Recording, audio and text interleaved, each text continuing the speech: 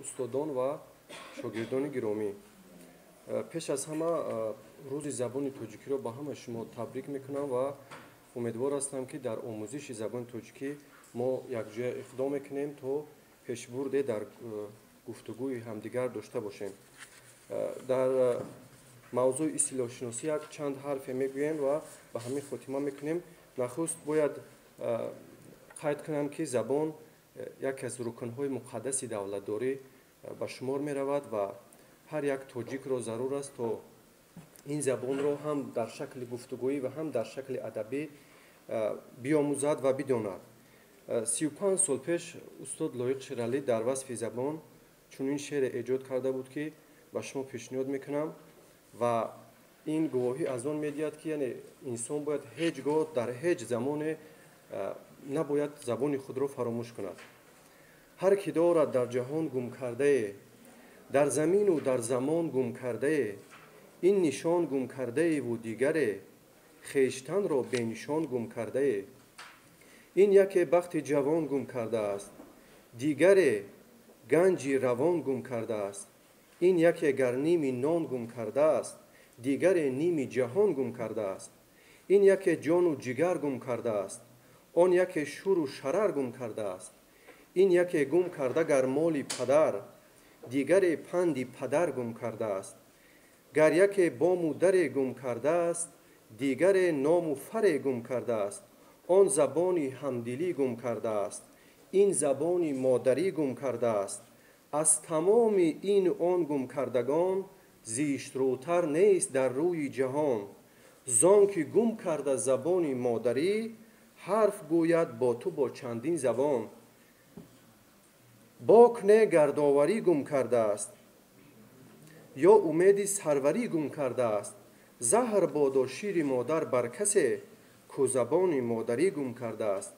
он яке қадри сухан гум кардае, дигаре боғу чаман гум кардае. аз забони модарӣ гум кардалек, мерасад рӯзе ватан гум кардае.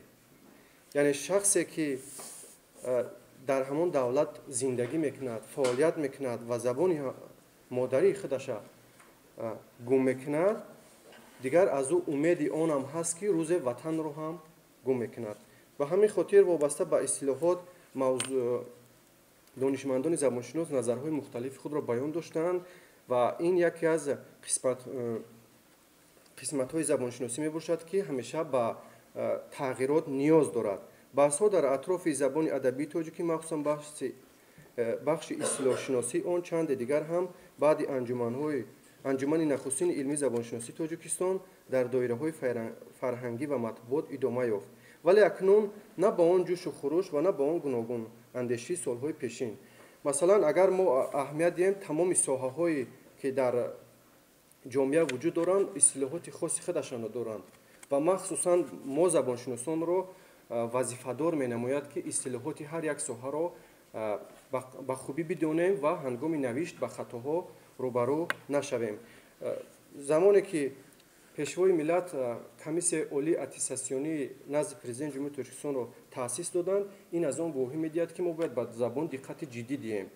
баъзеҳо андеша доштанд, ки забони тоҷикӣ ҳеҷ вақт забони илм шуда наметавонад ва дигар андешаҳо. лекин дар асл забони тоҷикӣ аз асри 10 то ба имрӯз забони илм буд ва боқӣ хоҳад монд.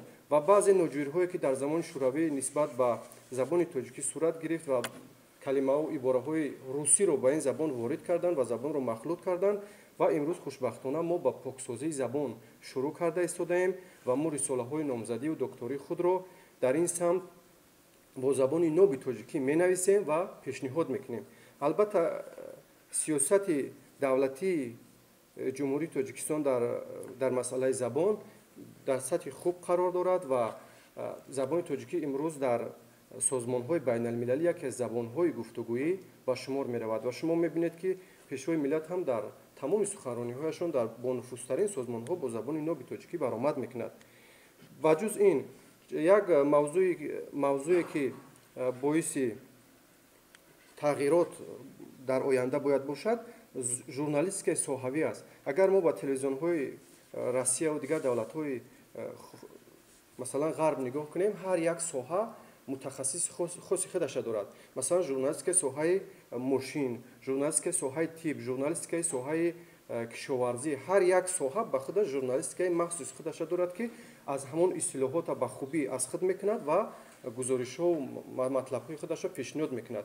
Ба ҳамин хотир моро ҳам дар оянда зарур аст, ки то журналистҳое ки вобаста ба соҳаҳо омӯзиш мекунанд, ҳамин гуна журналистонро тайёр кунем ва вобаста ба пешрафти ҷомеа ҳар як забон тағйиротҳои куллӣ ба вуҷуд меояд ва имрӯз калимаҳои зиёде ба забони тоҷикӣ ворид шуданд. махсусан мо агар ба компютер назар афканем, дар ҳамин барномаи Word чандин